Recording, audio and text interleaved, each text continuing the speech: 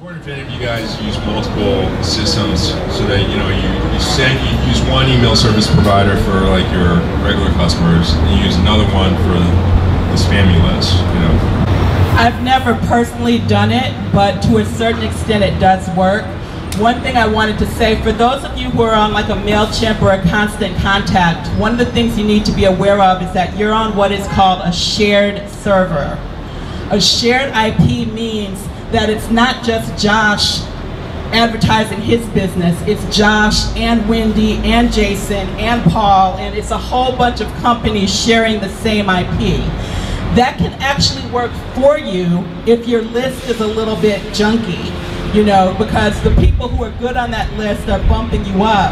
But by that same token, if there's a bad spammer on that list, they can bring down the deliverability for that whole server.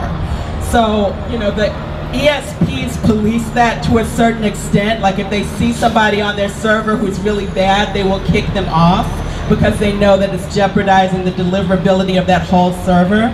But if you were being super vigilant, if you know you have a really bad list, but you have a really good piece of your list, that is a way that you could, protect your good people by putting them on separate IPs. And also consider that most of these companies have multiple IPs as well. Even though if you bounce a lot, they go to the next one. I would recommend not buying a list. That would be my #1 thing. If you think it's spammy or you think it's shady, do not do it. Because at the end of the day, it's your reputation.